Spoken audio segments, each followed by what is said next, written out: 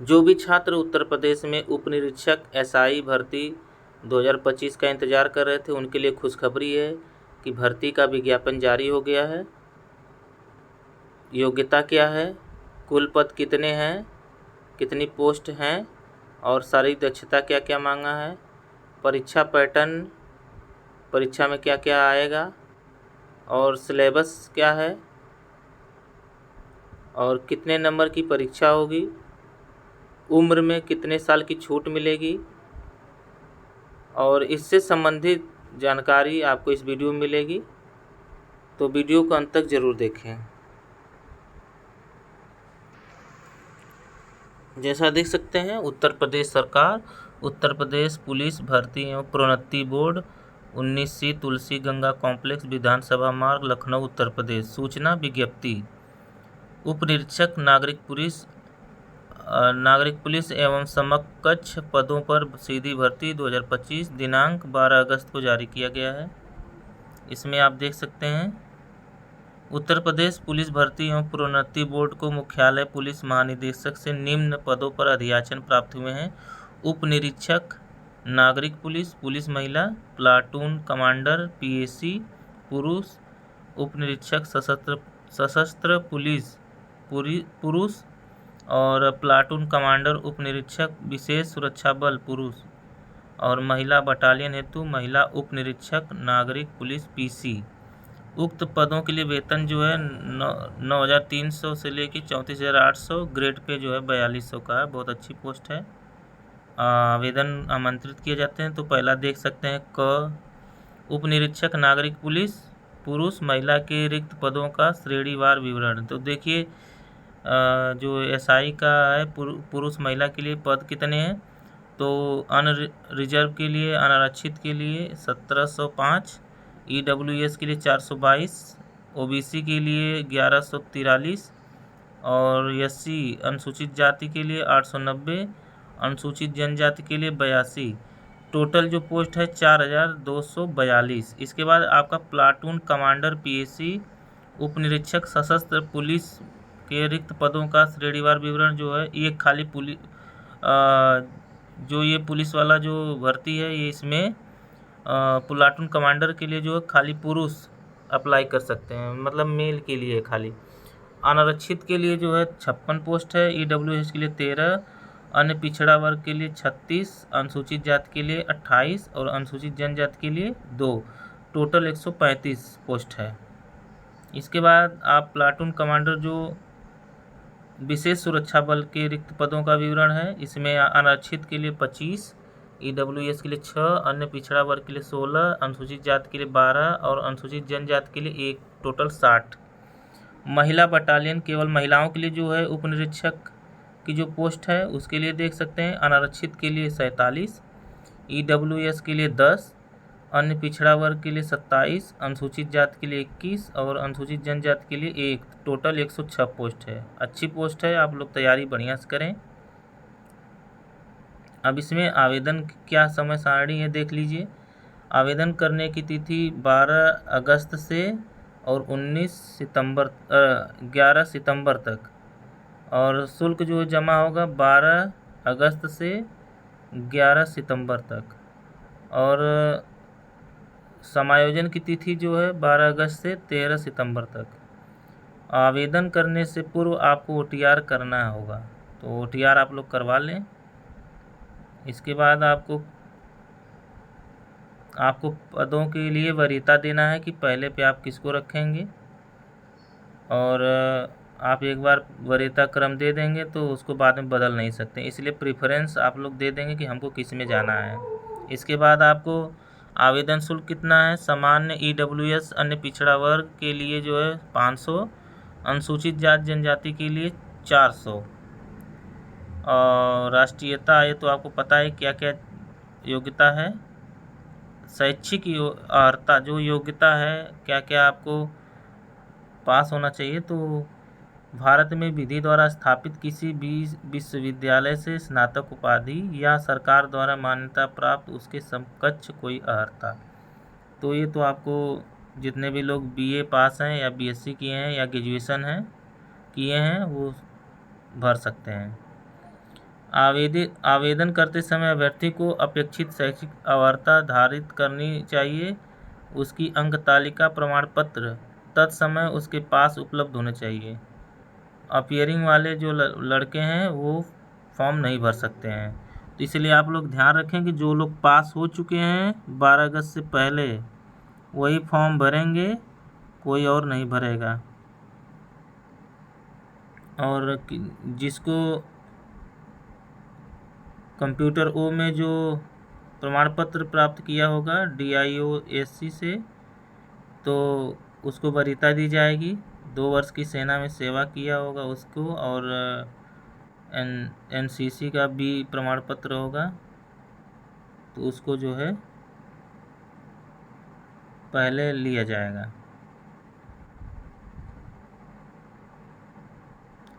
और ये सब आपकी एज की बारे में है कि कितने एज होनी चाहिए आपको, और छूट कितनी मिलेगी इसके बारे में जानकारी जो है श्रेणीवार अधिकतम आयु सीमा में छूट तालिका।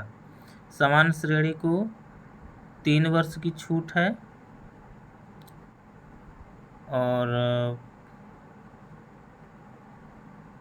अनुसूचित जाति की श्रेणी को 5 वर्ष की छूट, 5 वर्ष प्लस 3 वर्ष। अनुसूचित जाति के लिए जो है 8 वर्ष की छूट है। सामान्य श्रेणी जो जनरल के लिए है 3 वर्ष की तो है, लेकिन आप देख सकते हैं कब से है, तो 2 जुलाई 1994 से लेके 1 जुलाई 2004 तक आपका जन्म होना चाहिए बीच में इसके। और इसके बाद अनुसूचित जाति में आप देख सकते हैं 2 जुलाई 1989 से 1 जुलाई 2004। इसके बाद अनुसूचित जनजाति के लिए भी 8 वर्ष की छूट है, और देख सकते हैं उसमें 2 जुलाई 1989 से 1 जुलाई 2004। इसके बाद आप आएंगे OBC के लिए, तो OBC को 5 वर्ष की छूट, और जो शासन द्वारा जो 3 वर्ष की अतिरिक्त छूट दी गई है तो 8 वर्ष की छूट, 2 जुलाई 1989 से 1 जुलाई 2004। इसके बाद उत्तर प्रदेश राज्य कर्मचारी के अभ्यर्थी को अधिकतम आयु हेतु 5 वर्ष की छूट। तो जो उत्तर प्रदेश राज्य के कर्मचारी हैं उनके लिए 5 वर्ष और 3 वर्ष जो है 8 वर्ष की छूट। तो 2 जुलाई 1989 से 1 जुलाई 2004। भूतपूर्व सैनिकों को 3 वर्ष की छूट है। चरित्र आप जो है बनवा सकते हैं चरित्र प्रमाण पत्र। बाकी वैवाहिक स्थिति क्या है, जिसकी 1 से अधिक पति और पत्नियां जीवित हों, ऐसे व्यक्ति जो है पात्र नहीं होंगे। और जिसने ऐसे व्यक्ति से विवाह किया हो जिसकी पहले से ही एक पति या पत्नी जीवित हो, वो भी फॉर्म नहीं भर सकते हैं। शारीरिक स्वास्थ्य जो है आप इसमें पढ़ सकते हैं क्या क्या है। भर्ती प्रक्रिया क्या होगी, आप इसका लिखित परीक्षा के माध्यम से होगा। तो मेन जानकारी आपको यही है कि परीक्षा कितने अंकों की होगी। तो परीक्षा जो है 400 अंकों की होगी, और कहाँ कहाँ से आएगा तो देख सकते हैं। सेक्शन 1 में जो सामान्य हिंदी 40 प्रश्न होंगे, 100 अंकों की है। और मूल विधि संविधान सामान्य ज्ञान से 40 प्रश्न आएंगे, 100 अंक के। सेक्शन 3 में संख्यात्मक एवं मानसिक योग्यता की परीक्षा होगी, 40 प्रश्न होंगे, 100 अंक होंगे। मानसिक अभिरुचि परीक्षा, बुद्धि लब्धि परीक्षा, तार्किक परीक्षा सेक्शन 4 में है, जिसमें 40 प्रश्न होंगे और 100 अंक होंगे। तो टोटल जो प्रश्नों की संख्या है 160, और अंक जो है 400 अंक की परीक्षा होगी। और प्रत्येक सेक्शन में 35% अंक और कुल 50% अंक प्राप्त करने में विफल रहने वाले अभ्यर्थी भर्ती के लिए पात्र नहीं होंगे। तो आप इसमें देख सकते हैं कि आपको 50% नंबर पाना ही है, वरना आप जो है पात्र ही नहीं होंगे। और हर सेक्शन में आपको 35% अंक पाना है। तो 100 नंबर की अगर परीक्षा है तो 35 नंबर आपको पाना ही पाना है हर सेक्शन में। तो इसके बाद जो है बोर्ड लिखित परीक्षा एक ही दिनांक को एकल पाली में अथवा एक से अधिक पाली में या अधिक दिनांकों में होगी ओमार सीट के माध्यम से। तो इसका जो है परीक्षा तिथि का जो डेट की घोषणा है वो वेबसाइट पर बताया जाएगा। इसके बाद जो है लिखित परीक्षा का समय 2 घंटे का होगा, जिसमें प्रश्नों की संख्या जो है 160 होगी। लिखित परीक्षा 4 भाग हैं, आपको बता चुके हैं। ओमार सीट पर होगी और इसके बाद जो है लिखित परीक्षा और समय की सूचना बोर्ड द्वारा दी जाएगी। इसके बाद जो है प्रश्न पत्र में समान हिंदी विषय को छोड़कर अन्य विषयों के सभी प्रश्न हिंदी और अंग्रेजी में होंगे। तो मतलब आपका हिंदी जो पेपर होगा वो हिंदी में रहेगा, बाकी का हिंदी अंग्रेजी दोनों में रहेगा।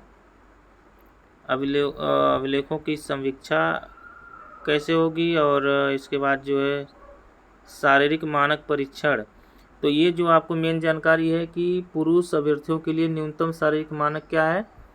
ऊंचाई जो है सामान्य और पिछड़े वर्ग अनुसूचित जातियों के पुरुष के लिए 168 सेंटीमीटर होनी चाहिए, और अनुसूचित जनजाति मतलब एसटी के लिए जो पुरुष हैं उनकी 160 सेंटीमीटर होनी चाहिए। तो इस बार जो है सामान्य ओबीसी और एससी के लिए जो है लंबाई जो मांगा है 168 सेंटीमीटर।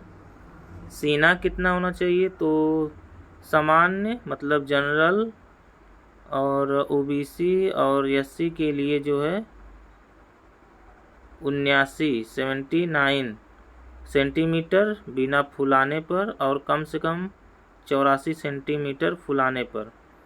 और एसटी के लिए जो अनुसूचित जनजाति के अभ्यर्थियों के लिए 77 सेंटीमीटर बिना फुलाने पर, और कम से कम 82 सेंटीमीटर फुलाने पर होना चाहिए। न्यूनतम 5 सेंटीमीटर सीने का फुलाव अनिवार्य है। तो मतलब आपको बिना फुलाए जो जितना आएगा उसके बाद 5 सेंटीमीटर आपका फूलना भी चाहिए।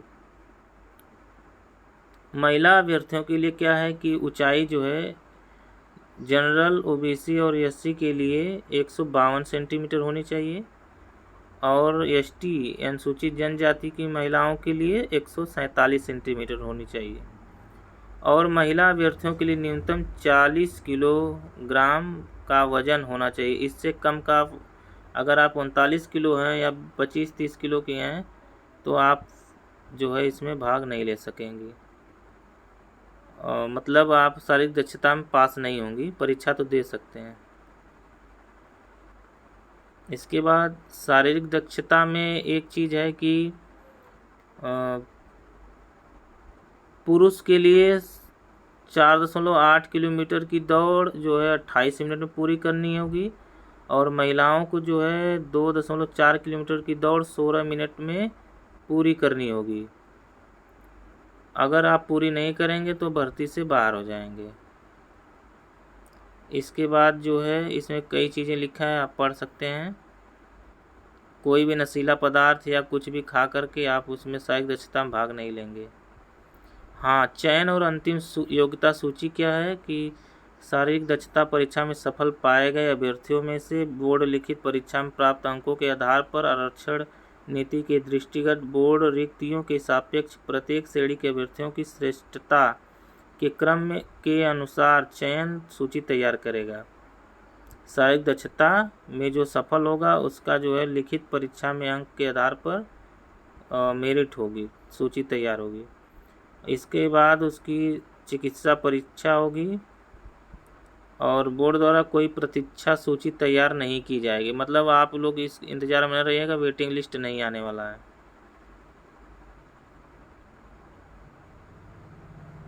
इसके बाद जो आरक्षण का लाभ है उत्तर प्रदेश के जो निवासी हैं उन्हीं को मिलेगा।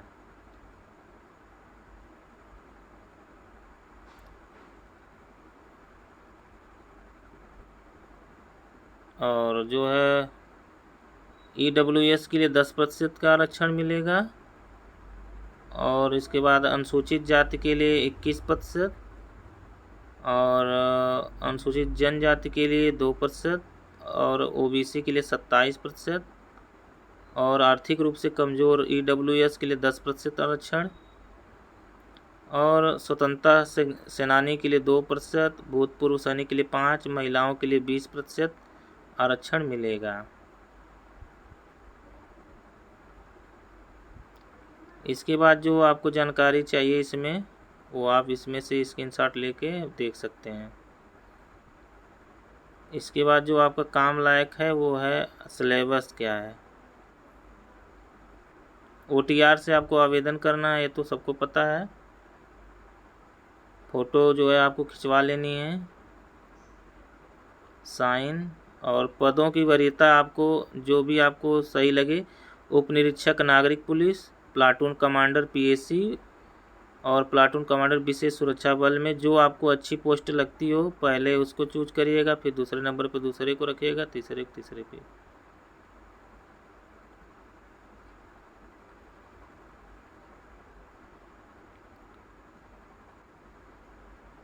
इसके बाद इतनी जानकारी आपको दिया गया है। हेल्पलाइन है, अगर आपको कोई आवेदन फॉर्म भरते समय दिक्कत आ रही है तो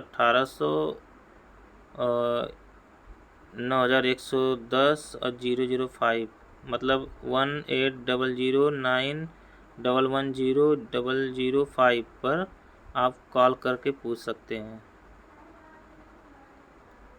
और इसके बाद जो है लिखित परीक्षा का प्रारूप आपका देख सकते हैं, ये तो आपको हम बता चुके हैं। हाँ, सिलेबस देख लीजिए।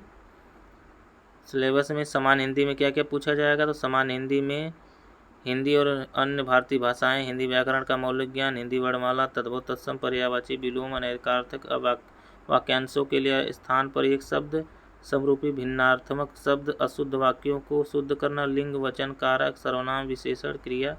तो आप लोग स्क्रीनशॉट लेकर इसको देख सकते हैं। मूल विधि, संविधान, सामान्य ज्ञान से इतना सिलेबस में है। और इसके बाद जो है संख्यात्मक मानसिक योग्यता परीक्षा, आप इसको देख सकते हैं, इंग्लिश और हिंदी दोनों में दिया है। और मानसिक अभिरुचि भी आपको दिया हुआ है नीचे तक।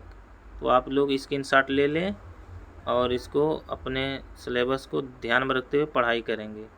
और अगर जाति प्रमाण पत्र नहीं बनवाए तो ये प्रारूप है, इसको देखकर आप जाति प्रमाण पत्र बनवा लेंगे, और निवास, आय जो भी बनवाना है सब कुछ बनवा लेंगे।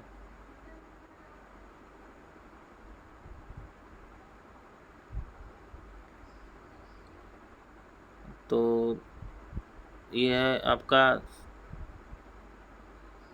वीडियो, और संपूर्ण जानकारी आपको हमको उम्मीद है मिल गई होगी। अगर आपको वीडियो अच्छी लगी हो तो लाइक शेयर ज़रूर करें। अगर पहली बार हमारे चैनल पे आए हैं तो चैनल को सब्सक्राइब ज़रूर करें। वीडियो देखने के लिए बहुत बहुत धन्यवाद।